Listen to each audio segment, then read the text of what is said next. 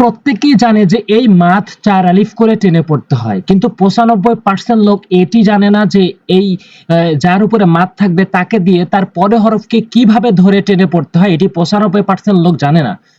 তো অবশ্যই পুরো ভিডিওটি দেখবেন, তাহলে অবশ্যই বুঝতে পারবেন। এবং ভিডিওর শেষে গিয়ে আমি বলবো কিভাবে দ্রুত রিডিং পড়া শিখতে হয়, এই বিষয়টা আমি স্পষ্ট করে বলবো, শেষ পর্যন্ত দেখতে থাকুন। কোরআন শরীফ সহি শুদ্ধ করে পড়ার জন্য আমি ৩০টি পর্ব সাজিয়েছি, তারই আজকে ১৮ নম্বর পর্ব। এবং এই ১৮ নম্বর পর্বে রয়েছে মদ্দে লাজিম কালমি মোসাক্কাল, অর্থাৎ এই মাদের নিয়মটি। তো মেইন কথা হচ্ছে এই মাদ দিয়ে আমি কিভাবে টেনে পড়বো, যেটি ৯৫% লোক ভুল করে থাকে। যেমন এখানে এই মোটা চিহ্ন কার উপরে হবে প্রথম জেনে নিই। এই মোটা চিহ্ন হবে মদের হরকত আর মদের হরফের উপরে। মদের হরকত তো আমরা চিনি, খারা জবর খারাজের উল্টো পেশ, তার উপরে মোটা চিহ্ন হবে, অথবা মদের হরফের উপরে হবে। মদের হরফ হচ্ছে জবরের বাম পাশে খালি আলিফ হওয়া, এর উপরে মোটা চিহ্ন, জেরের বাম পাশে জজমালা ইয়া, এটার উপরে মোটা চিহ্ন, এবং পেশের বাম পাশে জজমালা ওয়াও, এটির উপরে মোটা চিহ্ন হবে। তো মদের হরকত আর মদের হরফের উপরে মোটা চিহ্ন এবং বামে তাসদীদ হবে, এই নিয়মটির নাম হচ্ছে মদ্দে লাজিম কালমি মুসাক্কাল। তো এই কাকে আমরা টেনে পড়বো? এই মদের হরকত আর মদের হরফকে টেনে পড়বো। এবং সহজ করে বুঝতে গেলে যে হরফের উপরে মোটা চিহ্ন থাকে সেই হরফকেই আমরা ৪ আলিফ টেনে পড়বো।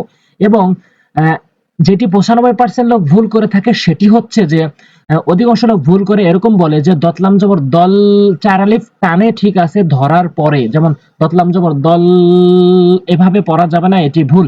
সঠিক হচ্ছে আপনি ধরার আগেই টেনে পড়বেন ৪ আলিফ। যেমন দতলাম জবর দল, লাম আলিফ দুই জবর লান, দলান, এভাবে টেনে পড়বেন। এরপর দাল বা জবর দাব, বা জবর বা, তা দুই জেরে তিন, দাবাতিন, দাবাতিন, এভাবে টেনে পড়বেন। এরপরে হাজিম জবর হাজ। শুধু নিয়ম কানুনই নয়, হরফের উচ্চারণ অবশ্যই আপনাকে জানতে হবে। হরফের উচ্চারণ জেনে তারপরে নিয়ম কানুনগুলো প্রয়োগ করে শুদ্ধ করে পড়বেন ইনশাআল্লাহ। আর আমার ভিডিওগুলো ফলো করবেন, আপনি অবশ্যই শুদ্ধ করে কোরআন শিখতে পারবেন ইনশাআল্লাহ। এরপর দেখুন হা জিম জবর হাজ, জিম জবর দা, হাজা, জিম জবর কা, হাজাকা, হাজাকা। এরপর হা জিম জবর হাজ, জিম অপেশ জু, হাজু, কাফ জবর কা, হাজুকা। এরপরে লাম জবর লা, দতলাম জবর দল, লা দল, লাম অপেশ লু, লাদল্লু, নুন জবর না, লাদল্লুনা। এরপর ওয়াও জবর ওয়া, লাম দদ জবর লাদ, লা লাদ, ওয়ালাদ, ওয়ালাদ। এখানে লাম জবরের বাম পাশে খালি এসেছে, কিন্তু এখানে টান হবে না। ধরার ক্ষেত্রে মদের হরফ হলেও টান হয় না, ধরার ক্ষেত্রে মদের হরফ হলেও টান হয় না।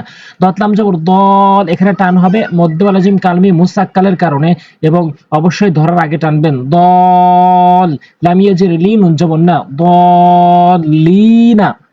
এরপরে আপনাকে বলবো কিভাবে দ্রুত রিডিং পড়বেন। দুইটি টেকনিক শেয়ার করবে। এক নম্বর হচ্ছে আপনি ধরেন এই শব্দটি, এখানে লাম জবর লা, দতলাম জবর, লাম জবর লা, দতলাম জবর দল,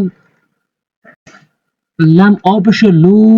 এখানে প্রথমে বানান করলেন লা দল লু, নুন জবর না, লা দল লু না। বানান করার পর এই শব্দটি আপনি ৫-৭ বার করে উচ্চারণ করবেন, যার ফলে এই শব্দটি আপনার কাছে কমন হবে।